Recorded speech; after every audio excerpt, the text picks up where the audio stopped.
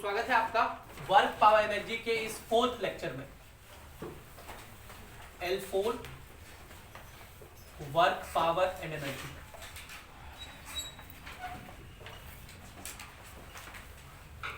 देखिए हम लोग मेन थ्योरी जो था L2 में कर लिए थे, उसके बाद जितने भी लेक्चर्स होंगे सब में बस न्यूमेरिकल्स करेंगे हम लोग। तो इन न्यूमेरिकल्स को, मैक्सिमम न्यूमेरिकल्स को आप कर सके, ये मेरा मोटो रहेगा।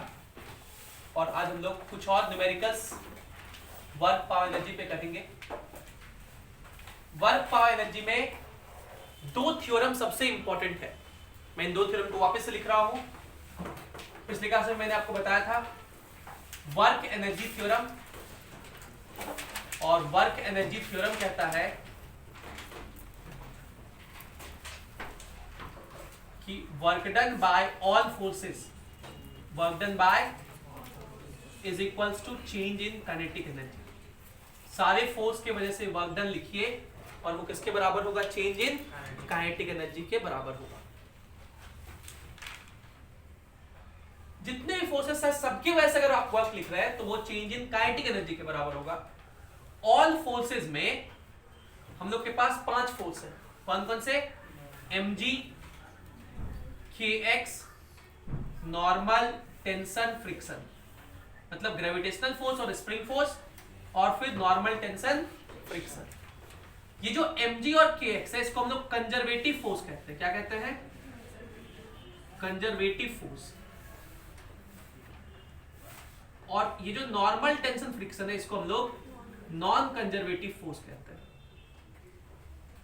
इसको हम लोग नॉन कंजर्वेटिव फोर्स कहते हैं। ठीक है।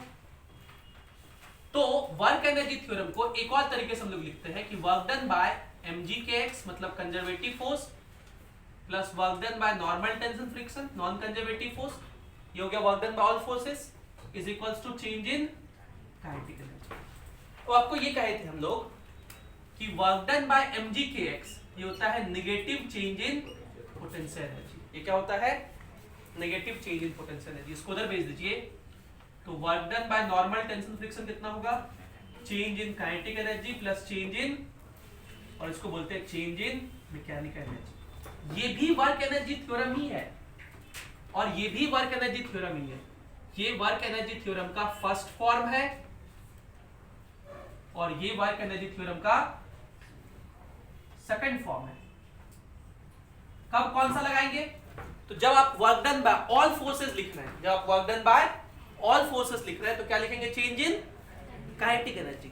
और जब आप वर्क डन बाय सिर्फ नॉर्मल टेंशन फ्रिक्शन लिख रहे हैं तब आप क्या लिखेंगे? Change in mechanical energy. ठीक है।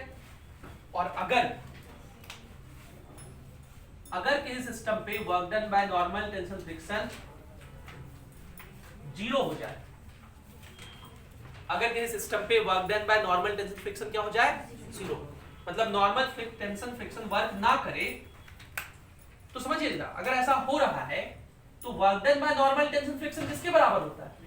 Change in mechanical energy. और ये अगर 0 है इसका मतलब चेंज इन मैकेनिकल एनर्जी 0 होगा, मतलब initial mechanical energy is equals to final mechanical energy होगा। मतलब मैकेनिकल एनर्जी कंजर्व रहेगा, जितना इनिशियल था उतना ही फाइनल रहेगा। इसी को हम लोग मैकेनिकल एनर्जी कंजर्वेशन थ्योरम। कुछ बच्चों को ये कंफ्यूजन होता है कि सर कब MECT लगाएंगे, कब वर्क एनर्जी थ्योरम लगाएंगे। तो MECT कब लगाएंगे? जब नॉर्मल टेंशन फ्रिक्शन वर्क नहीं करे, और अगर ये कर रहा है तो फिर क्या लगाएंगे? Work energy theorem. फिर क्या लगाएंगे? Work energy theorem. समझ गए? तो ये हम लोग बेसिक डिस्कशन किए थे। अब हम लोग इस पे सवाल करेंगे, न्यूमेरिकल करेंगे। तो आज के क्लास में हम लोग अपने पैकेज का CPP का कुछ सवाल करेंगे। पैकेज का CPP का क्वेश्चन नंबर 4 से आगे बढ़ेंगे। क्वेश्चन नंबर 4 में बोल रहा हूं, आप लोग लिखिए। A 2 kg block is pulled 3 meter. A 2 kg block is pulled 3 meter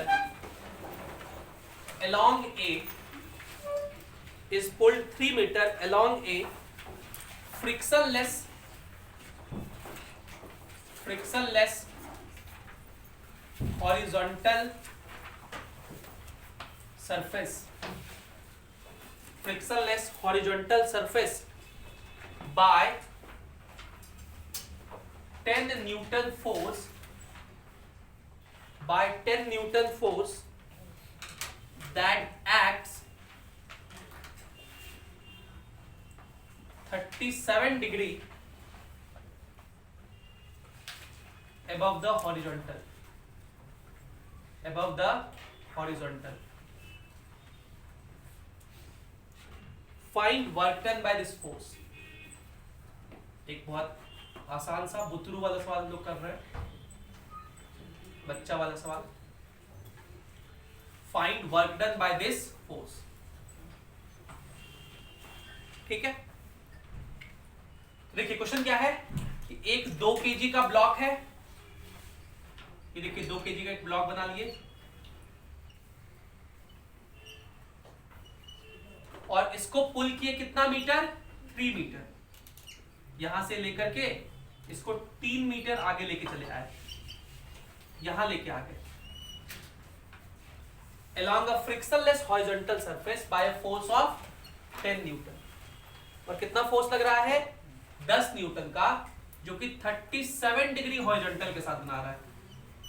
मतलब ये फोर्स है 10 न्यूटन का, जो कि हॉरिजॉन्टल के साथ कितना एंगल बना रहा है, थीटा 37 डिग्री.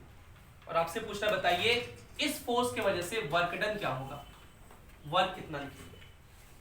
हम लोग जानते हैं वर्क का फॉर्मूला होता है Fs cos थीटा. वर्क का फॉर्मूला क्या लिखेंगे यहाँ, Fs cos थीटा, क्योंकि ये कांस्टेंट फोर्स है 10 न्यूटन का, डिस्प्लेसमेंट भी कांस्टेंट, तो वर्क का फॉर्मूला लिखेंगे Fs cos थीटा.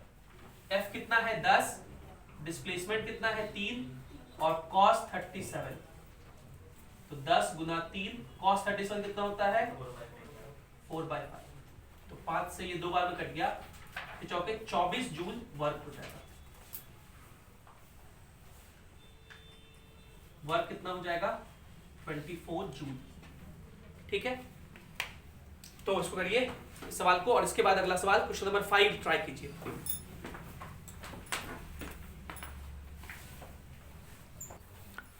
अब देखिए सीपीपी क्वेश्चन नंबर 5 करते हैं.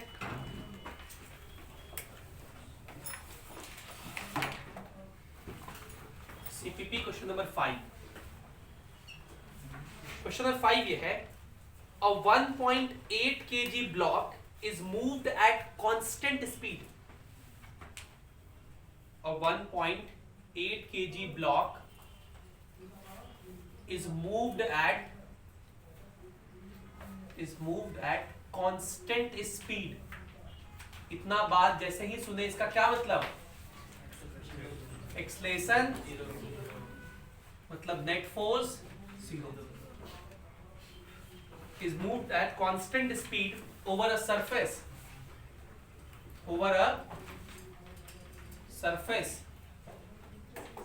जिसका फ्रिक्शन कोएफिशिएंट म्यू के है 0.25.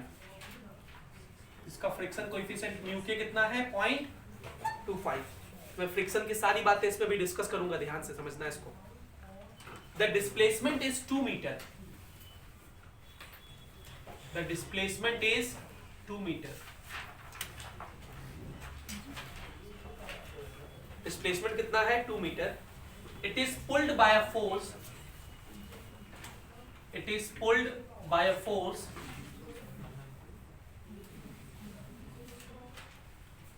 pulled by a force directed at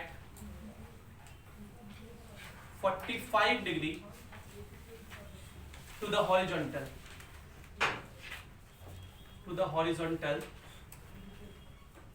as shown in figure.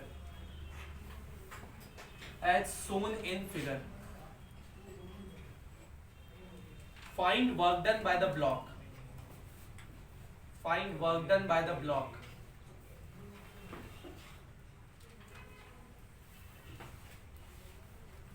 Find work done by the block. Sorry. Find work done on the block. Find work done on the block. On the block by. तीन part है इसमें सवाल का। पहला आपको force की वजह से वर्क डन बताना है, दूसरा फ्रिक्शन की वजह से, और तीसरा ग्रेविटी की वजह से।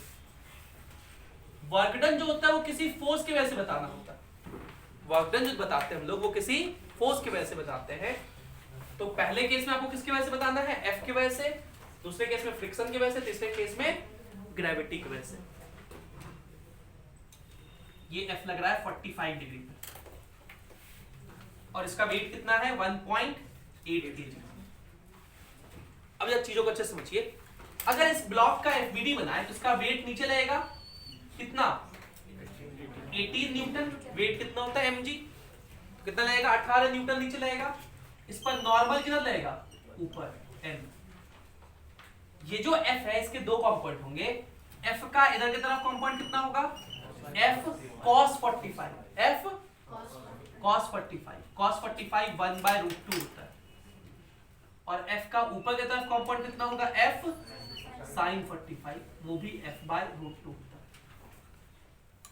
अब जब ये ब्लॉक इधर स्लाइड करेगा तो फ्रिक्शन इस पे पीछे लगेगा, और क्योंकि ये ब्लॉक स्लाइड कर रहा है, कोई ब्लॉक जब स्लाइड करता है उस पर तब जो फ्रिक्शन लगता है उसको काइनेटिक फ्रिक्शन कहते हैं। कोई ब्लॉक जब स्लाइड करता है उस पर तब जो फ्रिक्शन लगता है उसको क्या बोलते हैं, और उसका वैल्यू होता है म्यू के इंटू एन। काइनेटिक फ्रिक्शन का वैल्यू क्या होता है म्यू के इंटू एन, म्यू के इंटू नॉर्मल। अब पहले हम लोग नॉर्मल निकालेंगे, और नॉर्मल कैसे निकालेंगे, इस ब्लॉक पर जितना फोर्स ऊपर है उतना ही फोर्स, तो ऊपर की तरफ कितना फोर्स है n प्लस f/√2, और नीचे कितना फोर्स है 18, तो n का वैल्यू नहीं निकाल लेंगे, 18 माइनस f/√2। ठीक है, तो ये फ्रिक्शन कितना हो जाएगा म्यू के दिया हुआ तुम लोग को 0.25, मतलब 1/4 इंटू नॉर्मल 18 माइनस f/√2। ये हो गया। अब इस ब्लॉक पर एक्सेलरेशन क्या है, मतलब नेट फोर्स, मतलब जितना फोर्स इधर उतना ही फोर्स इधर। फोर्स कितना है f/√2, और इधर कितना है 1/4 इंटू 18 माइनस f/√2। अब देखिए इसको सॉल्व कर लीजिए, f/√2 इज इक्वल्स टू हो गया 1/4 इसमें जाएगा तो 18/4 9/2 माइनस f/4√2। इसको इधर भेज दिए, f/√2 plus f/4√2 is equals to 9/2। LCM ले लीजिए, हो गया 4√2, ये 4 5f इज इक्वल्स टू 9/2। 2 से 4 कटा 2 बार में, इसको इधर भेज दिए, देयरफॉर f कितना हो जाएगा 9 दूनी 18, 18√2/5 न्यूटन, 18√2/5 न्यूटन, 18√2/5 न्यूटन। ये वो फोर्स हो गया। इस क्वेश्चन में फोर्स नहीं दिया हुआ था, पहले हम लोग को फोर्स निकालना पड़ा। अब हमसे पूछा है इस फोर्स की वजह से वर्क डन कितना होगा। इस फोर्स की वजह से क्या पूछा है वर्क डन। तो वर्क डन का फॉर्मूला क्या होता है बताइए, Fs cos theta, Fs cos theta. तो ये फोर्स हम लोग तो निकाल लिए, कितना है 18√2/5। कितना डिस्प्लेसमेंट हो रहा है 2 मीटर, तो इंटू 2 इंटू cos 45 1/√2। तो ये √2 से √2 कटा, 18 में 36/5 7.2 जूल आंसर। ठीक है, दूसरा चलिए, दूसरा आपसे पूछा है work done by friction. Work done by friction, तो देखिए फ्रिक्शन किधर लग रहा है पीछे, और वर्क किधर हो रहा है, मतलब डिस्प्लेसमेंट किधर हो रहा है आगे। तो फ्रिक्शन के वजह से वर्क लिखेंगे, फ्रिक्शन फोर्स कितना है म्यू के इंटू एन, डिस्प्लेसमेंट कितना है 2, और दोनों के बीच एंगल कितना है 180, क्योंकि डिस्प्लेसमेंट इधर हो रहा है फोर्स इधर लग रहा है, cos 180 -1 होता है। तो ऐसे केस में वर्क डन है फ्रिक्शन सीधा सीधा आप माइनस फोर्स इंटू डिस्प्लेसमेंट लिख दो। तो फोर्स कितना है फ्रिक्शन का म्यू के इंटू एन, ये वैल्यू निकालना पड़ेगा हम लोग को। ये वैल्यू लोग यहाँ निकाल लेते हैं, 1/4 इंटू 18 माइनस f/√2। f कहीं निकाले है ना यहाँ, तो 18/5 हो जाएगा। ठीक है, तो ये 18 पंचा 90 में था 72/4 × 5 18/5 ही हो जाएगा 18/5 न्यूटन। ये हो गया फ्रिक्शन। तो वर्क कितना हो जाएगा -18/5 हो गया फ्रिक्शन इंटू डिस्प्लेसमेंट 2 मतलब -36/5 जूल। तो कितना हो जाएगा -7.5 joule. Work done by friction कितना है -7.5 जूल 7.2 जूल सॉरी 7.2 जूल। ठीक है। अब वर्क डन बाय ग्रेविटी चलिए। ग्रेविटी किधर लग रहा है नीचे और बॉडी का डिस्प्लेसमेंट किधर हो रहा है आगे। तो दोनों के बीच एंगल कितना है तो वर्क डन बाय ग्रेविटी कितना हो जाएगा 0। So work done by gravity कितना हो जाएगा 0। अब देखिए तो क्वेश्चन हुआ लेकिन इस क्वेश्चन से मैं एक और बात बता रहा हूं आपको। अगर हम आपसे पूछे कि इस केस में बताइए work done by all forces कितना है, सारे फोर्स की वजह से वर्क लिखिए, सारे फोर्स की वजह से वर्क लिखने के लिए ऐड कर दीजिए सबको। कितना है 7.2 फिर -7.2 कितना हो गया 0 और इसकी वजह से भी कितना था मतलब work done by all forces कितना है। और वर्क एनर्जी थ्योरम क्या कहता है कि work done by all forces is change in मतलब यहां पे चेंज इन काइनेटिक एनर्जी क्या होगा मतलब काइनेटिक एनर्जी चेंज नहीं करेगा। चेंज इन काइनेटिक एनर्जी 0 है इसका क्या मतलब जितना इनिशियल है उतना ही। और काइनेटिक एनर्जी किस पर डिपेंड करता है स्पीड पर। काइनेटिक एनर्जी क्या फॉर्मूला होता है 12mv²। वो v क्या होता है मतलब काइनेटिक एनर्जी कब चेंज करता है जब स्पीड चेंज करे। अगर काइनेटिक एनर्जी इनिशियल और फाइनल बराबर है इसका मतलब स्पीड क्या है स्पीड कांस्टेंट है। स्पीड क्या है कांस्टेंट। यही तो कहा था क्वेश्चन में कि स्पीड क्या है कांस्टेंट। समझ पाया ये क्वेश्चन सारी बातें। इसको लिखिए फिर क्वेश्चन नंबर 6 ट्राई कीजिए।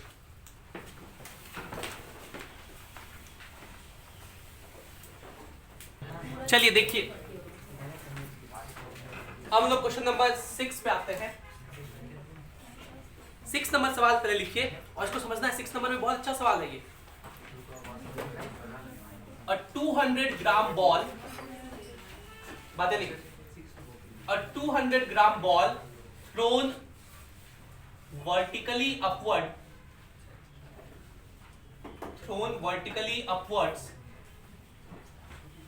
with initial speed 20 meter per second reaches maximum height of 18 meter. Find first part change in kinetic energy, second work done by gravity, और third write your conclusions। मतलब इस question से आप क्या सीखे वो लिखना है। वही उसमें लिखा हुआ है कि ये जो दो क्वांटिटीज ऊपर कैलकुलेट किए सेम है या सेम नहीं है। सेम है तो क्यों सेम है, सेम नहीं है तो क्यों सेम नहीं है। तो हम सीधा सीधा लिख दिया राइट योर कंक्लूजन्स। अब देखिए समझिए अगर किसी पार्टिकल को ऊपर की तरफ फेंका जाए u स्पीड u है 20 मीटर पर सेकेंड। तो हम लोगों ने काइनेमेटिक्स में पढ़ा था कि अगर u से फेंका जाए तो मैक्सिमम हाइट पर पहुंचकर इसका वेलोसिटी क्या हो जाता है जीरो हो जाता है। मैक्सिमम हाइट पे पहुंच के इसका वेलोसिटी 0 हो जाता है और उस मैक्सिमम हाइट का फॉर्मूला u²/2g होता है। ये हम लोग याद किए हैं। इसका मतलब कि अगर hmax पूछा जाए आपसे तो आप कहेंगे u²/2g।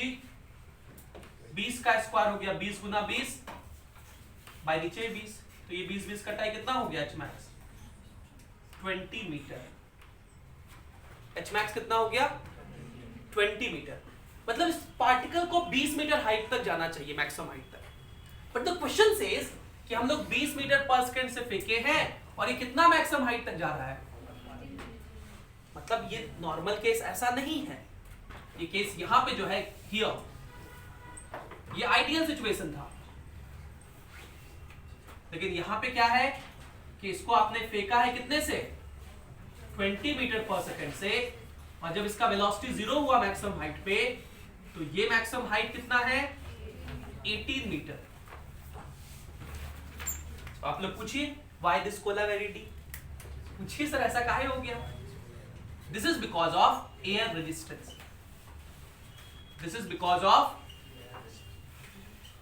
Air resistance. Air resistance का जो फोर्स होगा वो इसको थोड़ा खींचेगा, इसके वजह से ये जिसको जितना ऊपर इसको जाना चाहिए था उससे थोड़ा कम ऊपर गया। ठीक है, मतलब यहां पर अगर पूछा जाए कितने फोर्स लग रहे हैं, कहेंगे 2 फोर्स, एक mg, दूसरा एयर रेजिस्टेंस। क्वेश्चन ने कहीं लिखा नहीं है कि एयर रेजिस्टेंस लग रहा है, लेकिन आपको पता चला कि एयर रेजिस्टेंस लग रहा है, पक्का। अब देखिए पहला पार्ट क्या सवाल का पूछा है, find change in kinetic energy. Very easy, जब ये पार्टिकल यहां पर है तो इसका काइनेटिक एनर्जी क्या लिखेंगे, हाफ, जीरो, काइनेटिक एनर्जी 0 तो लिखेंगे जी, काइनेटिक एनर्जी स्पीड पर डिपेंड करता है, हाफ mv²। इसको बोलेंगे इनिशियल काइनेटिक एनर्जी, तो लिखेंगे हाफ इंटू m कितना है 200 ग्राम, मतलब 0.2 kg इंटू v², v का स्क्वायर 400, तो ये हो गया 40 जूल। इनिशियल काइनेटिक एनर्जी कितना है, फाइनल काइनेटिक एनर्जी जाके रुक गया तो कितना हो गया, तो बताइए चेंज इन काइनेटिक एनर्जी कितना, चेंज इन काइनेटिक एनर्जी हो जाएगा final kinetic energy minus initial kinetic energy, हो जाएगा -40 joule. Work done by gravity पूछ रहा है आपसे, वर्क डन बाय ग्रेविटी क्या होता है, work done by conservative force क्या होता है, negative change in potential energy. क्या होता है, negative change in potential energy. यहां से यहां पोटेंशियल एनर्जी बढ़ गया mgh, अगर पूछे कितना चेंज हुआ पोटेंशियल एनर्जी का, तो आप कहेंगे mgh, और ग्रेविटी की वजह से वर्क डन -mgh, कितना कहेंगे, बहुत इजी है, mg नीचे लग रहा है, h किधर गया, तो उसने नेगेटिव, तो -m कितना है 0.2, g का वैल्यू 10 और h का वैल्यू कितना 18, तो ये कितना हो गया -36 जूल। ये कितना है -36 जूल। अब कह रहा है कि अब कंक्लूजन देखिए, कंक्लूजन ये है कि हम लोग जानते हैं from work energy theorem, Harish यहां देखिए, समझने पे ध्यान दीजिए, लिखने पे नहीं। According to work energy theorem, work done by all forces, work done by all forces वो कितने के बराबर होता है, चेंज इन काइनेटिक एनर्जी। यहां पे 2 फोर्स लग रहा है, एक तो ग्रेविटी वो भी वर्क कर रहा है, दूसरा एयर रेजिस्टेंस। हम लोग लिखेंगे work done by gravity plus work done by air resistance is equals to change in kinetic energy. अब देखिए वर्क डन बाय ग्रेविटी कितना है -36 जूल, और work done by air resistance कितना है नहीं पता, निकाल लेंगे हम लोग, AR कहते हैं उसको, एयर रेजिस्टेंस को, और चेंज इन काइनेटिक एनर्जी कितना है -40 जूल। इसको उधर भेज दीजिए, तो work done by air resistance कितना हो जाएगा -4 जूल। मतलब ये जो डिफरेंस आया वो क्यों आया, क्योंकि एयर रेजिस्टेंस जो है उसके वजह से वर्क था कितना -4 जूल का। समझ में आया सब लोगों को, पक्का। एक बार फिर समझिए, पहले हम लोग ये कहे कि 20 मीटर पर सेकंड से फेंके तो कितना जाता वो काइनेमेटिक्स के अनुसार, u²/2g से, ये मैक्सिमम हाइट का फॉर्मूला होता है, u²/2g से निकाले तो पता चला कितना 20 मीटर। तो ये तब जाता है जब एयर रेजिस्टेंस नहीं हो, काइनेमेटिक्स में जो हम लोग चर्चा किए थे ये फॉर्मूला का, तो ये तभी होता है जब एयर रेजिस्टेंस नहीं हो। अगर एयर रेजिस्टेंस होगा तो ये कम हाइट तक जाएगा, कितना गया 18 मीटर। ठीक है, इसको लिखिए, फिर अगला सवाल क्वेश्चन नंबर 7 करेंगे।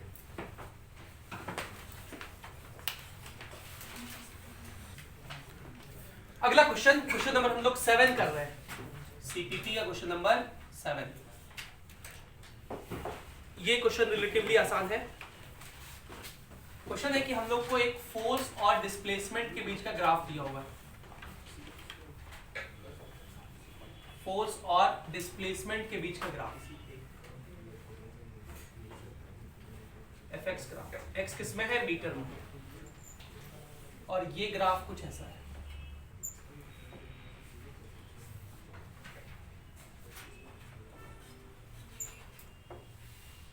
ये 2 है, ये 4 है, ये 10 है। ऐसा क्वेश्चन लोग पिछले लेक्चर में भी किए थे।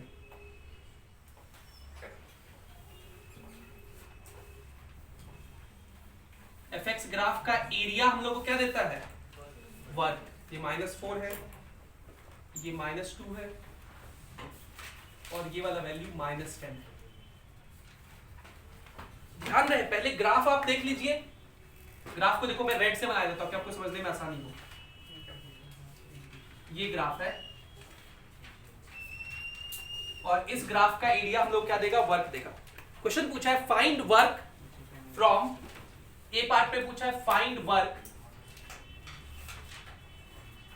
From x is equals to -4 to x is equals to +4 metre.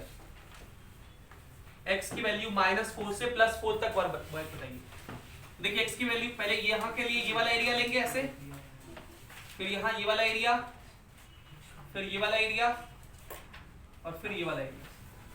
ये 4 एरिया है। पहले ये वाले एरिया के बारे में देखिए, पहले इस वाले एरिया के बारे में। ये क्या है? ट्रायंगल है। एरिया क्या लिखेंगे? हाफ इंटू बेस कितना? -2 इंटू हाइट कितना? -10। ये हो गया 10 जूल। कितना हो गया? ये वाला एरिया चलिए कितना होगा? Half into base -2 into 10। ये क्या हो जाएगा? -10 जूल। ये कितना हो जाएगा? -10 जूल। ये वाला का वर्क चलिए, तो रेक्टेंगल है 2 इंटू 10 20 जूल, और इसका हाफ इंटू 2 इंटू 10 ये भी 10 जूल। तो पहले पूछा है वर्क डन, बताइए -4 से 4 तक कितना होगा? सबको जोड़िए, 10 और -10 तो कट गया, कितना हो जाएगा? 30 जूल आंसर। और बी पार्ट में पूछा है find work from x is equals to 0 to x is equals to -2। x is equals to 0 से x is equals to -2, मतलब इधर वाले पार्ट का वर्क बताइए। तो कितना हो जाएगा? 10 और -10 कितना हो जाएगा? 0। नहीं आंसर है क्या? 0 क्या? अच्छा सॉरी, हम इधर तक लिख दिए। 0 से -2 मतलब इतना, तो -10 जूल, -10। 0 से -2 तो बस यही तक होगा, तो ये वाला एरिया बस -10। नहीं आंसर -10, तो क्या दिक्कत है इस पे? तो आसान सवाल था। अब चलिए 8 नंबर सवाल। 8 नंबर सवाल से मैं ये समझाना चाहता हूं कि वर्क पावर एनर्जी में कुछ एक सवाल ऐसे हैं जो कि नॉर्मल, जो पहले मतलब लॉज ऑफ मोशन पढ़े हैं उससे भी बन सकते हैं, और वर्क पावर एनर्जी से भी बन सकते हैं। मैं दोनों तरीके से उनके बता के दिखाऊंगा, आपको जैसे मन करे आप एग्जाम में बना सकते हैं। जैसे 8 नंबर सवाल में एक एटवुड मशीन दिया हुआ है। एटवुड मशीन क्या होता है? सिंपलेस्ट पुली ब्लॉक सिस्टम। इसमें एक ये पुली और इसके साथ 2 ब्लॉक लगे हुए हैं। पहला जो ब्लॉक है उसका मास है 5 केजी, M1 है 5 केजी, और दूसरा जो ब्लॉक लगा हुआ है उसका मास है 2 केजी। और इन ब्लॉक्स को इस पोजीशन से रिलीज किया गया है। क्वेश्चन है कि the system is released from rest, is released from rest, the system is released from rest. Find velocity of m1 after it has fallen 40 centimetre. Obvious बात है, जब इस सिस्टम को रिलीज करेंगे तो इसका मास ज्यादा है, भारी है, तो ये क्या होगा? नीचे जाएगा, और ये वाला क्या होगा? ऊपर जाएगा। दोनों सेम ही धागा से कनेक्टेड है, तो ये अगर 40 सेंटीमीटर नीचे आएगा तो ये वाला 40 सेंटीमीटर ऊपर जाएगा। ये ब्लॉक यहां पहुंच जाएगा, इसका उस समय वेलोसिटी v होगा, इसका भी दो सेम ही धागा से कनेक्टेड है ना, तो इसका वेलोसिटी क्या होगा? v ही होगा। तो ये v बताना है आपको। देखिए इधर ध्यान दें सब लोग। पहले हम लोग इस क्वेश्चन को बिना वर्क पावर एनर्जी के सॉल्व करते हैं, बिना वर्क पर एनर्जी लगाए क्वेश्चन सॉल्व कर रहे हैं, या पहले वर्क पर एनर्जी लगा के सॉल्व करें? पहले बिना करते हैं। चलिए, ये एटवुड मशीन है। एटवुड मशीन में हम लोग एक्सप्रेशन कैसे निकालते थे? एटवुड मशीन का मतलब सिंपल पुली ब्लॉक सिस्टम। कैसे निकालते थे? खाली वेट दिखाइए, इसका वेट कितना नीचे 5 किलो का है तो वेट हो गया 50 न्यूटन, और इसका वेट कितना नीचे 20 न्यूटन। तो क्योंकि ये ज्यादा है इसलिए ये वाला ब्लॉक ए से नीचे जाएगा और ये वाला ब्लॉक ए से ऊपर जाएगा। तो ये वाला एक्सप्रेशन सपोर्टिंग है इस फोर्स के साथ कि अपोजिंग है? क्योंकि दोनों एक ही डायरेक्शन में, डायरेक्शन क्या है? सेम है। और ये वाला फोर्स सपोर्टिंग है कि अपोजिंग है? अपोजिंग है, क्योंकि एक्सलेशन के अपोजिंग है। तो एक्सलेशन निकालने का सीधा सीधा फॉर्मूला होता है सपोर्टिंग माइनस अपोजिंग। 50 माइनस 20 कितना हो जाएगा? 30 बाय टोटल मास 5 2 7 इतना मीटर स्क्वायर। ये क्या हो गया? एक्सलेशन। तो इस ब्लॉक का एक्सलेशन पता है हम लोग को। इस सिस्टम को यहां से रिलीज किए हैं तो इसका इनिशियल वेलोसिटी भी पता है 0, डिस्टेंस पता है 40 सेंटीमीटर। तो आपसे पूछा फाइनल वेलोसिटी कितना, तो v निकालना है, u दिया हुआ है, s दिया हुआ है, a दिया हुआ है। तो फॉर्मूला लगा देते हैं v square is equals to u square plus v square तो निकालना है, u स्क्वायर क्या हो गया 2 इंटू एक्सलेशन कितना 30/7 इंटू s डिस्प्लेसमेंट कितना है 0.4 4 नहीं कितना 0.4 40 सेंटीमीटर का मतलब 0.4। तो ये इससे मल्टीप्लाई होके 4 या 12 भी 24, तो v हो गया √24/7। 24/7 कितना होगा 7 या 21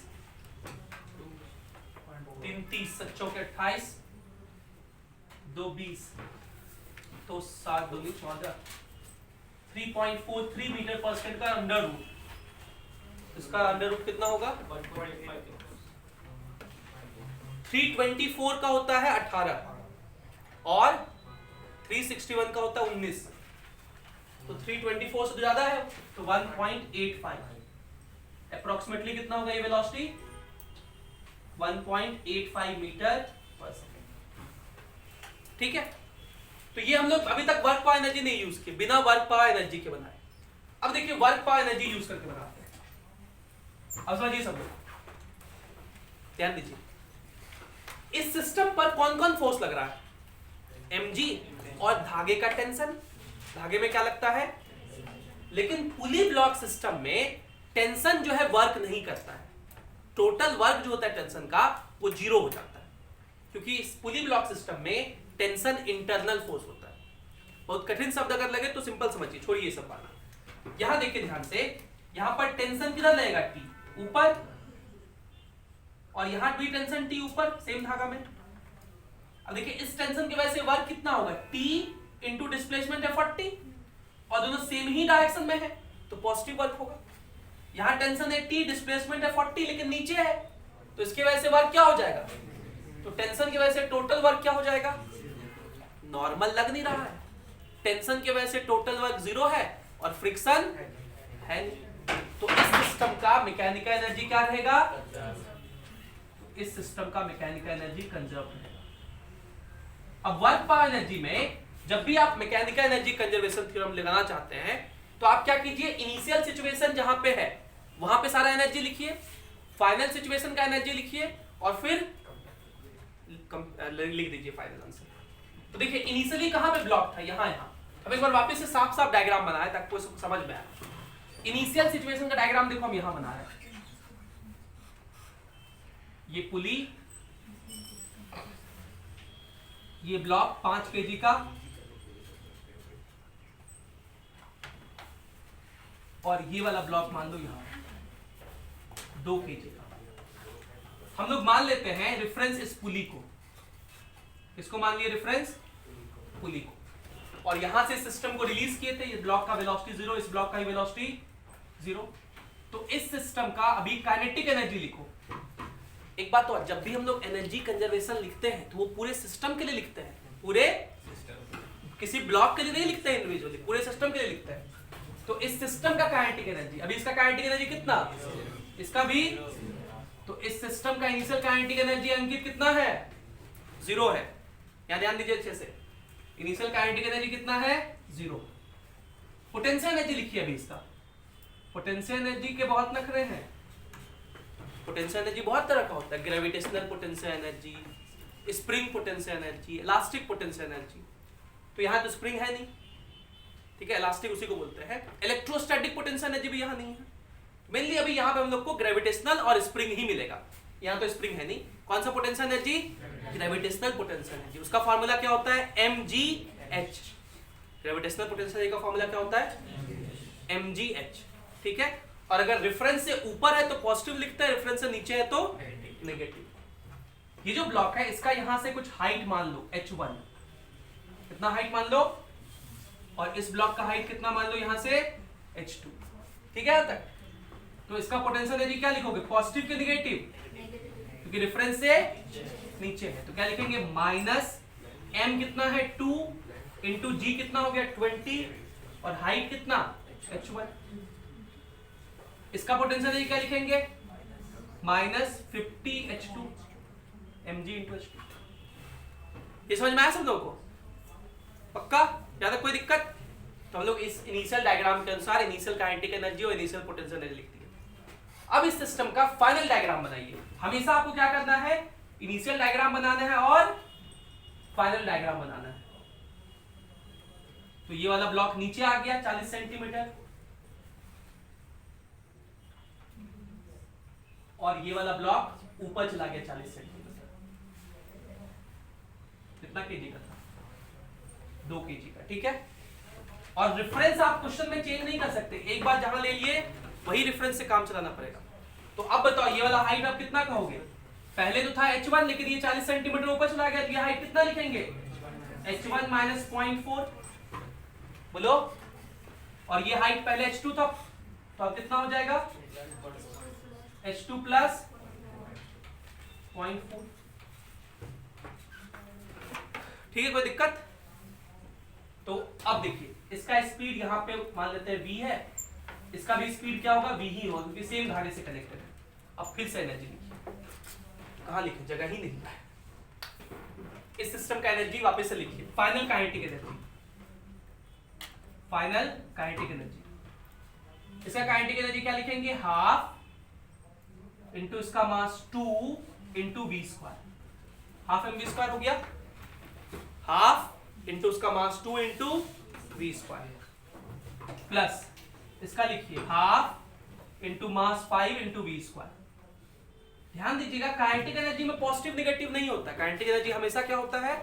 पॉजिटिव। डायरेक्शन ये तो सोच के नहीं सर ये ऊपर जा रहा है पॉजिटिव लिखेंगे, ये नीचे जा रहा है तो नेगेटिव लिखेंगे, ऐसा नहीं। काइनेटिक एनर्जी हमेशा पॉजिटिव होता है। तो ये लिखा हुआ है 2v स्क्वायर बाय 2, ये लिखा हुआ है 5v स्क्वायर बाय 2, तो ऐड करेंगे तो 7v स्क्वायर बाय 2, ये हो गया फाइनल काइनेटिक एनर्जी। इसी तरह फाइनल पोटेंशियल एनर्जी देखिए यहां लिख रहा है, फाइनल पोटेंशियल एनर्जी। पहले इसका लिखो, इसका वेट कितना? mg कितना? 20, और हाइट कितना? h1 माइनस 0.4, लेकिन नीचे है क्या लिखेंगे? माइनस mg हो गया 20, और h कितना? h1 माइनस 0.4, और इसके लिए कितना? Minus 50 into h2 plus 0.4। ये हो गया फाइनल सिचुएशन के लिए डायग्राम।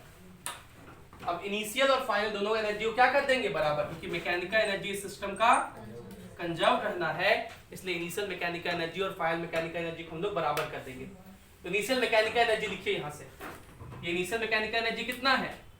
तो काइनेटिक एनर्जी है 0 और पोटेंशियल एनर्जी है माइनस 20h1 माइनस 50h2। तो इनिशियल पूरा मैकेनिकल एनर्जी लिखिए, कितना लिखेंगे? Minus 20h1 minus 50h2 is equals to final लिखिए। तो फाइनल काइनेटिक एनर्जी कितना है? 7v square by 2, 7v square by 2। ये कितना है? तो देखिए मल्टीप्लाई कीजिए, minus 20h1 minus minus plus हो जाएगा, तो माइनस 20h1 प्लस 8, 20 इंटू 0.4 कितना होता है? 8। फिर 50 वाला कीजिए, तो माइनस 50h2 माइनस 20 माइनस 20। तो देखिए ये जो माइनस 20h1 था और ये माइनस 20h1 कट गया, माइनस 50h2 ये कट गया, और ये लिखा हुआ है 8 माइनस 20, तो माइनस 12 इधर भेज दिए तो 12 हो गया, 12 तो 24, 24 बटा 7 is equals to v square. तो v इज इक्वल्स टू 24 बटा 7 का अंडर रूट। सेम आ गया ना? आप लोग सोचेंगे सर बहुत पढ़ा रहे हैं आप, काहे इतना मेहनत करके बता रहे हैं। देखिए हम लोग को सीखना दोनों चाहिए, लेकिन मेरा भी ये मानना है कि ये क्वेश्चन इस तरीके से जल्दी हो जाता, उस तरीके से थोड़ा सा मेहनत करना पड़ता, लेकिन कम से कम सीखना आना चाहिए। ठीक है, अभी सीख रहे हैं हम लोग तो सीखना आना चाहिए। इसको सही से लिखिए, फिर क्वेश्चन नंबर 9 कीजिए।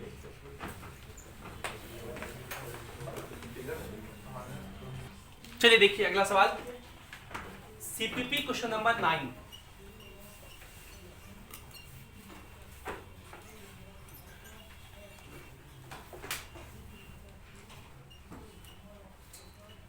सीपीपी क्वेश्चन नंबर 9 है, a body fired vertically up reaches a maximum height h। A body fired vertically up reaches maximum height h। कितना हाइट पहुंच रहा है maximum h। where is the kinetic energy,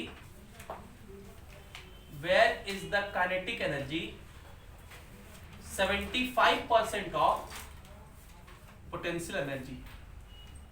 कहां पर जो kinetic energy होगा वो पोटेंशियल एनर्जी का 75% होगा। टेक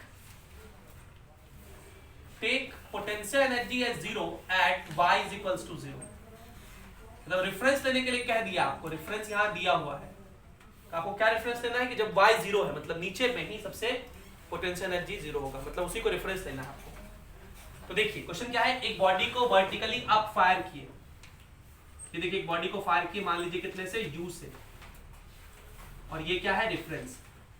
ये क्या है, तो ये इस बॉडी का इनिशियल सिचुएशन हो गया। बोलो इस यहां पर पोटेंशियल एनर्जी कितना लिखेंगे, 0, क्योंकि रेफरेंस पर है। और यहां पर काइनेटिक एनर्जी कितना लिखेंगे, हाफ mu²। पोटेंशियल एनर्जी 0 क्योंकि रेफरेंस पर है, और काइनेटिक एनर्जी हाफ mu²। जैसे जैसे ये ऊपर जाएगा इसका काइनेटिक एनर्जी घटेगा और पोटेंशियल एनर्जी बढ़ेगा। मैक्सिमम हाइट पे पहुंच के इसका पोटेंशियल एनर्जी फाइनली 0 हो जाएगा, सॉरी mg कैपिटल H हो जाएगा, ये है h, और मैक्सिमम हाइट पे पहुंच के वेलोसिटी क्या हो जाएगा, 0। तो काइनेटिक एनर्जी फाइनली कितना हो जाएगा, 0। काइनेटिक एनर्जी फाइनली क्या हो जाएगा, 0। क्या ये बात क्लियर है यहां तक? इस सिस्टम पर सिर्फ एक ही फोर्स लग रहा है, और वो फोर्स कौन है, mg। तो इस सिस्टम का मैकेनिकल एनर्जी क्या रहेगा, कंजर्व रहेगा। जितना मैकेनिकल एनर्जी नीचे है उतना ही ऊपर भी रहेगा। तो half mu² is equals to आप लिख सकते हैं mgh, m कट जाएगा तो h हो जाएगा u²/2g। यही हम लोग याद भी किए हैं, किसी पार्टिकल को ऊपर फेंकते हैं तो कितना मैक्सिमम हाइट तक जाता है, u²/2g। हरीश, किसी पार्टिकल को ऊपर फेंकते हैं तो कितना मैक्सिमम हाइट तक ऊपर जाता है, u²/2g, याद रखना है। अब कह रहा है कि where is the kinetic energy, कहां पर, कितने हाइट पर, मतलब कहां पर, मतलब कितने हाइट पर जो काइनेटिक एनर्जी है वो 75% है किसका, पोटेंशियल एनर्जी का। मतलब अगर इस हाइट पे बात करें तो इस हाइट पर पोटेंशियल एनर्जी क्या लिखेंगे, इसको हम यहां लिख रहे हैं, इस हाइट पे पोटेंशियल एनर्जी क्या लिखेंगे, mgh लिखेंगे, ये स्मॉल h। और यहां पे कह रहा है कि काइनेटिक एनर्जी कितना है, वो 75% है किसका, 75% का मतलब 75/100, ऑफ का मतलब इनटू, और पोटेंशियल एनर्जी इस पॉइंट पे कितना है, 75/100 मतलब 3/4 mgh। ये इस पॉइंट का मैकेनिकल एनर्जी होगा, और मैकेनिकल एनर्जी तो सब जगह कंजर्व रहता है। जितना यहाँ पे मैकेनिकल एनर्जी होगा उतना ही यहाँ पर भी होगा, तो दोनों जगह बराबर कर दीजिए। इसका नाम दे देते हैं B, ये A, ये C। हम लोग लिखते हैं mechanical energy at B is equals to mechanical energy at C। तो B पर मैकेनिकल एनर्जी मतलब यहाँ पर मैकेनिकल एनर्जी लिखिए, दोनों को जोड़िए, कितना है ये, पोटेंशियल एनर्जी है mgh, और काइनेटिक एनर्जी कितना है, 3/4 mgh, जोड़ेंगे तो कितना हो जाएगा, 7/4 mgh is equals to C पर मैकेनिकल एनर्जी। तो काइनेटिक एनर्जी 0 है, पोटेंशियल एनर्जी कितना है, mg कैपिटल H। तो mg कट गया तो स्मॉल h कितना हो गया, 4 कैपिटल H/7। इस हाइट पर, इस स्मॉल h के वैल्यू पर जो पोटेंशियल एनर्जी, सॉरी जो काइनेटिक एनर्जी होगा वो पोटेंशियल एनर्जी का 75%।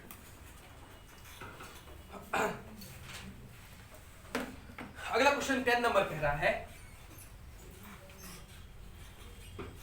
इसको लिखिए फिर क्वेश्चन नंबर 10 ट्राई कीजिएगा आप लोग।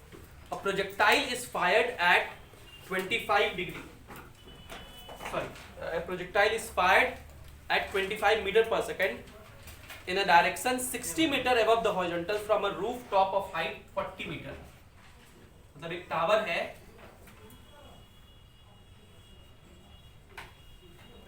और इसका हाइट है 40 मीटर और यहां से एक पार्टिकल को फेंक दिया है इधर की तरफ, जिसका U कितना है, U है 25 मीटर पर सेकेंड। पूछ रहा है कि जब ये यूं करके जाके यहां गिरेगा तो यहां किस स्पीड से गिरेगा, ये v बताना है कितना होगा, ये स्पीड v कितना होगा।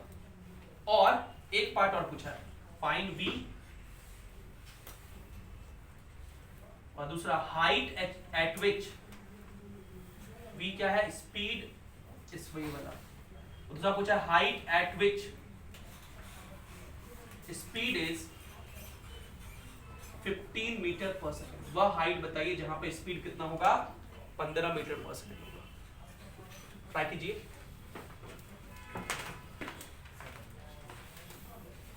देखिए अब यहां ध्यान दीजिए, ये प्रोजेक्टाइल इनिशियली कहां है, यहां। अच्छा हम लोग इसको रेफरेंस मान लेंगे सरफेस को। जब ये प्रोजेक्टाइल इनिशियली यहां है तो उसका काइनेटिक एनर्जी कितना लिख सकते हैं, बताओ kinetic energy, formula kinetic energy का half mv square, very good, half into m into यहां पे स्पीड कितना है 25, उसका स्क्वायर कितना हो जाएगा 625, ये हो गया 625/2 इंटू m, ये हो गया इनिशियल काइनेटिक एनर्जी। जब ये प्रोजेक्टाइल यहां पे है तो उसका पोटेंशियल एनर्जी कितना है, पोटेंशियल एनर्जी का फॉर्मूला होता है mgh, इसका मास तो नहीं पता, g का वैल्यू है 10 और h का वैल्यू कितना है 40, तो 400 m इसका पोटेंशियल एनर्जी। ठीक है, अब ये चला चल के यहां पहुंच गया, ये इसका फाइनल पोजीशन है। इस समय का स्पीड v निकालना है, हम लोग मान लेते हैं इस समय का स्पीड v ही है, तो फाइनल काइनेटिक एनर्जी यहां कितना लिखेंगे, हाफ mv स्क्वायर, और फाइनल पोटेंशियल एनर्जी यहां कितना लिखेंगे 0, क्योंकि यही रेफरेंस है, यही क्या है, रेफरेंस है। बोलो ठीक है।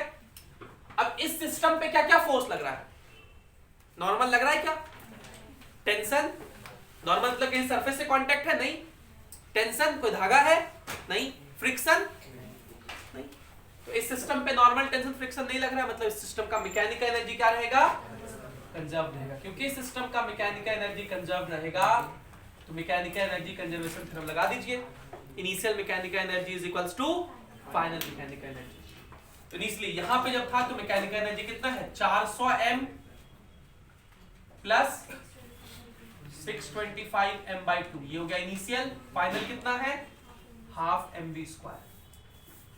पहले तो m कट गया दोनों जगह से और इस पूरे इक्वेशन में 2 मल्टीप्लाई कर दीजिए, तो ये हो जाएगा 800 प्लस नहीं plus 625 is equals to v square, 1425 is equals to v square, तो v कितना हो जाएगा 1425 का रूट,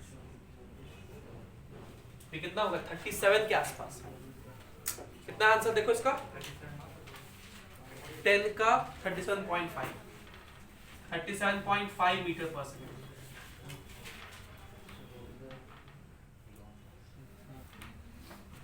ठीक है, अब दूसरा पार्ट समझिए। दूसरा पार्ट क्या है कि वह हाइट बताइए, मान लीजिए किसी इस हाइट पर, मान लेते हैं हम लोग कि इस हाइट पर यहां पर जो इसका स्पीड है वो कितना है 15 मीटर पर सेकेंड। तो इस पोजीशन के लिए हम लोग एनर्जी लिखते हैं, इस पोजीशन पर काइनेटिक एनर्जी क्या लिखें, इसका नाम दे दे B, इसका नाम दे देते हैं A, तो डायरेक्टली लिख रहा है। हम लोग mechanical energy conservation theorem use कर रहे हैं at A and B, mechanical energy conservation theorem at A and B. तो ए पे mechanical energy is equals to B पे मैकेनिकल एनर्जी। ए पे तो निकाला हुआ है, ए पे तो एनर्जी निकाल चुके हैं, काइनेटिक एनर्जी इतना है, पोटेंशियल एनर्जी इतना है, तो ऐड कर दे डायरेक्ट। तो 1425 बटा 2m। अब बी पर मैकेनिकल एनर्जी यहां पे लिखिए, यहां पर पोटेंशियल एनर्जी क्या लिखेंगे, mgh। पोटेंशियल एनर्जी क्या लिखेंगे, mgh। काइनेटिक एनर्जी क्या लिखेंगे, half into m into V square. तो 15 का स्क्वायर 225। सॉल्व कर लेंगे तो h का वैल्यू आ जाएगा, g का वैल्यू भी 10 लिख ही दो, तो 10 mh हो जाएगा। सबसे पहले तो m निपट गया सब जगह से, इधर 10h बचे रहने दो, इसको इधर भेज दो। तो 1425 माइनस 225 1200, 1200 बटा 2 600, 10 से कट जाएगा, तो h इज इक्वल्स टू कितना हो जाएगा 16। ये इस क्वेश्चन का सेकंड पार्ट था और ये इस क्वेश्चन का फर्स्ट पार्ट था, वेलोसिटी निकालना था। इजी नीतीश, ठीक है, चलिए। सर वो एंगल जो 60 डिग्री दिया उसको कोई काम नहीं, फालतू दिया हुआ था, उल्लू बना रहा था, हम वो वर्ड यूज नहीं कर सकते, वही बना रहा था, है ना। तो ऊपर भी लेते हैं हम लोग। देखो काइनेटिक एनर्जी तो स्पीड पे डिपेंड करता है ना, तो स्पीड तो मैग्नीट्यूड वाइज लेते हैं। इसको लिखिए, फिर क्वेश्चन नंबर 11 बनाइए। चलिए हम लोग अगला सवाल करते हैं। तो आप लोग होमवर्क लिख लिए, होमवर्क है अगली क्लास का पैकेज का जो पहला एक्सरसाइज है, जो जेई मेंस कहते हैं हम लोग, पैकेज का जो जेई मेंस या उसी को नीट के लिए भी हम लोग प्रिस्क्राइब करते हैं। जेई मेंस लेवल और नीट लेवल जो सवाल है उसको आप लोग करना है। इसमें एक्सेप्ट मतलब सारे करने हैं, एक्सेप्ट कौन कौन नहीं करना है, 1 और 23 और 24। हालांकि 24 कर सकते हैं आप लोग, 23 छोड़ दीजिए, 1 और 23 सर्कुलर मोशन है, इसको छोड़ दीजिए, 24 से करना है। इन दोनों को छोड़ करके सारे क्वेश्चन करने हैं। 25 क्वेश्चन है, मतलब 23 क्वेश्चन आप लोग को करने हैं, 2 छोड़ करके, और इनका डिस्कशन हम लोग अगली क्लास में करेंगे, ठीक है। ये इस क्लास का होमवर्क है। आगे चलते हैं हम लोग क्वेश्चन नंबर 11 की तरफ। 3 क्वेश्चन और बच गए सीपी में 11, 12, 13। 11 नंबर है, a 60 gram tennis ball is thrown vertically up. A 60 gram tennis ball is thrown vertically up, with 24 meter per second, and it rises to maximum height of 26 meter. Find work done by resistive forces. Find work done by resistive forces. मतलब वही air resistance, resistive force मतलब, तो अभी जो पिछला सवाल किए ना वो इसी के जैसा था। अभी इसके जैसा सवाल तो किए थे पीछे, मैं एक बार फिर से समझा रहा हूं, इसको समझिए। एक पार्टिकल को हम लोग फेंके हैं कितने स्पीड से, 24 मीटर पर सेकंड से। तो इसको मैक्सिमम हाइट कहां तक जाना चाहिए था, u²/2g। अगर काइनेमेटिक्स में पूछा जाता हमसे कि मैक्सिमम हाइट कितना होगा, तो कहते हैं u²/2g, मतलब 24 × 24/2g मतलब 20, 9.8 ले लें। अच्छा लिखा हुआ है कि 9.8 लेना है, तो 2 × 9.8, तो अगर काटपीट करें तो ये 2 से 12 बार में इसको सॉल्व कीजिए। 12 × 4 45 का मिला 4, 24 4 28, 288 में डिवाइड करना 9.8 से। अगर हम लोग 10 भी लेते तो 28.8 मीटर आता। 10 भी लेते तो कितना आता, मतलब अप्रोक्सीमेटली ये 30 मीटर के आसपास होगा। मतलब इतना हाइट तक जाना चाहिए था इसको, मैक्सिमम हाइट कितना जाना चाहिए था 30 मीटर के आसपास, लेकिन ये जा कितना रहा है, इसका मतलब रेजिस्टेंस है, एयर रेजिस्टेंस है। हम लोग, ये तो आइडियल सिचुएशन था, हालांकि ये बनाने का जरूरत नहीं है, लेकिन हम लोग समझने के लिए बना लेते हैं। हियर यहाँ पे क्या होगा, तो यहाँ पे हम लोग फेंक रहे हैं कितने से, 24 मीटर पर सेकंड से, और ये कितने हाइट तक जाके वेलोसिटी 0 हो जा रहा है, 26 मीटर। अब अगर पूछा जाए, इसको हम लोग रेफरेंस मान लें, तो इनिशियल काइनेटिक एनर्जी कितना, तो कहेंगे हाफ इनटू मास, मास कितना है 60 ग्राम, मतलब 60 by 1000 KG, half M V square, 24 का स्क्वायर 576। देख काटपीट कीजिए, एक जीरो से ये एक जीरो कटा, 2 से ये 3 बार 18 के 8 में रहा 1, 7 के 21 22 में 2, 5 से 15 17 और 2 रीड बाद, तो 17.28 जूल इसका इनिशियल काइनेटिक एनर्जी है। ठीक है जी। जब ये यहां पहुंच गया तो इसका फाइनल काइनेटिक एनर्जी कितना हो गया, 0। क्या नहीं 100 है ना यहाँ, तो वहाँ 60 है ऊपर, तो 1 जीरो काट दिए थे बाबू। अब देखो, work done by all forces हम लोग जानते हैं कितना होता है, चेंज इन ऑल फोर्सेस की वजह से अगर आप वर्क डन लिख रहे हो तो किसके बराबर होता है, चेंज इन, और work done by all forces में किसको किसको लिखेंगे, तो वर्क डन बाय ग्रेविटी, यहां लग रहा है gravity plus air resistance is equals to change in kinetic energy, मतलब फाइनल माइनस इनिशियल, तो माइनस 17.28। और ग्रेविटी की वजह से कितना वर्क होगा वो निकाल लेंगे हम लोग। ग्रेविटी लग रहा है mg नीचे और हाइट ऊपर, ध्यान दीजिए सब लोग, mg नीचे तो माइनस लिखेंगे क्योंकि mg नीचे लग रहा है, वर्क डिस्प्लेसमेंट ऊपर है तो वर्क नेगेटिव होगा, माइनस mgh, m कितना है 60/100, g 1000, g कितना है 9.8 और h कितना है 26, plus work done by air resistance is equals to minus 17.28। इसको सॉल्व कर लीजिए, उधर भेज दीजिए, सॉल्व कर लीजिए सब, कितना आ जाएगा minus 1.99, minus 2 joule approximately, minus 2 joule answer हो जाएगा।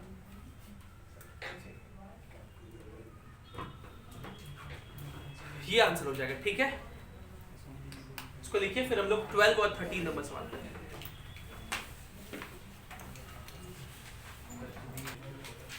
अगला सवाल जो क्वेश्चन नंबर 12 है वो कह रहा है consider the situation shown in figure. तो एक आपको फिगर दिया हुआ, ये टेबल है और इस टेबल के ऊपर एक ब्लॉक रखा हुआ है, इसके साथ एक धागा बंधा हुआ है, यहाँ एक पुली लगा हुआ है और इस धागे के साथ एक और पुली यहाँ है,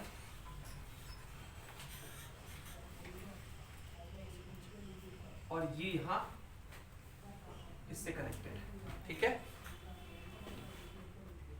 और इसके साथ एक ब्लॉक यहाँ टंगा हुआ है। ठीक, इस ब्लॉक का मास 4 kg है और इस ब्लॉक का मास 1 kg, 4 kg और 1 kg। The system released from the rest. The system is released from rest. इसको क्या किया हम लोग, रिलीज कर दिया रेस्ट से। The system is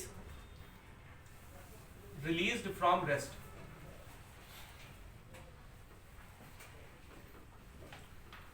The system is released from rest. It is found that 1 kg block has a speed 0.3 meter per second after it has descended through a distance of 1 meter.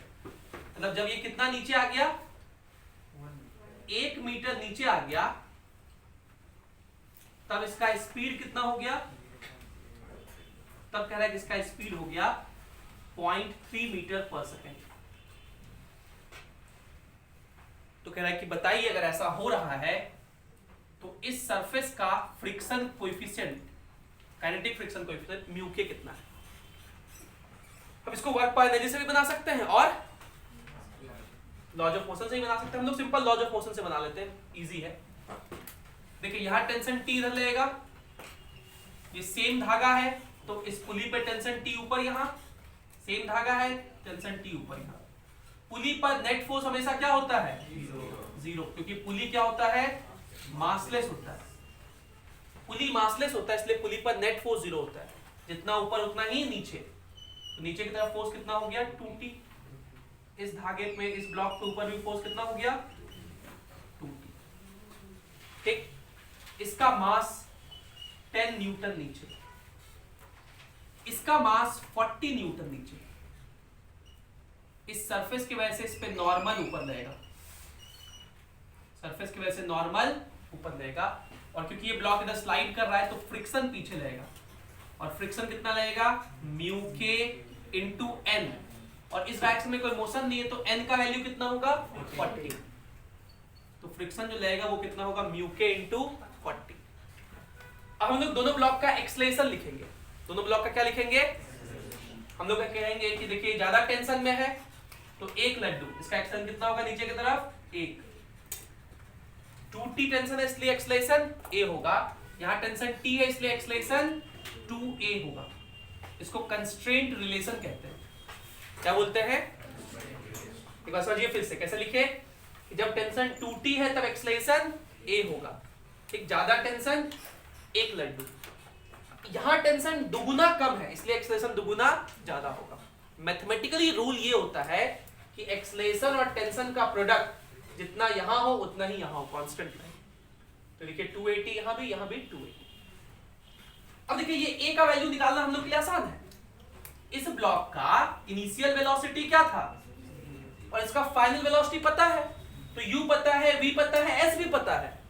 तो इस system के लिए हम लोग equation लिख दें v square is equals to u square plus, तो v square 0.3 का स्क्वायर 0.09, बोलो u स्क्वायर क्या हो गया 2 इंटू एक्सलेशन तो नहीं पता हम लोग को, s तो पता है कितना है 1, बोलो तो a निकल लगे जाएगा जी 0.09 बाय 2, ये a का वैल्यू हुआ। तो इस वाले सिस्टम का एक्सलेशन कितना है 2a, तो 2a का वैल्यू कितना हो जाएगा 0.09 मीटर पर सेकंड स्क्वायर। अब दोनों ब्लॉक के लिए खाली इक्वेशन लिख दीजिए। a ब्लॉक किधर जा रहा था नीचे ना, इसके लिए इक्वेशन क्या लिखोगे 10 माइनस ब्लॉक जिधर जाता है उधर वाले फोर्स को पहले लिखते हैं, तो क्या लिखेंगे 10 माइनस 2t, ये हो गया force. Force is equals to होता है मास इनटू, ये ब्लॉक नीचे जा रहा था इसलिए force 10 minus 2t is equals to mass into acceleration 1 into a 0.09 by 2। ये पहला इक्वेशन। और इसके लिए चलिए ये किधर जा रहा है इधर, तो क्या लिखेंगे t माइनस 40 म्यू, की छोड़ देना 40 म्यू लिख देते हैं is equals to mass into acceleration 4 into ये, तो 0.36 कितना हो जाएगा।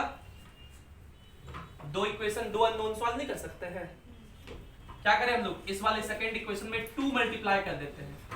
क्या मल्टीप्लाई कर दे, तो ये जगह 2t minus 80 mu is equals to 0.72 add कर दीजिए, तो minus 2t plus 2t cut गया, यहां बचा 10 minus 80 mu is equals to, देखिए लिखा हुआ 0.09 बाय 2 मतलब 0.045, 0. बाय 0.72, तो 0.045 0.765 हो जाएगा ऐड करने पे दोनों। इसको इधर भेज दिए 80 म्यू को इधर भेज दीजिए, तो इसको इधर भेज दिए तो 10 माइनस ये करेंगे तो 9.235 इज इक्वल्स टू 80 म्यू, तो म्यू कितना हो जाएगा 9.235 बाय 80। तो अगर 8 से डिवाइड करें तो 8 एकम 8 12, 8 एकम 8 पता नहीं सिंपल, 8 एकम 8 12, तो 8 एकम 8 4 तिया 43, 8 पंच 40, 3 पैक 30, 8 चौके 32, और ये पॉइंट तो 0.115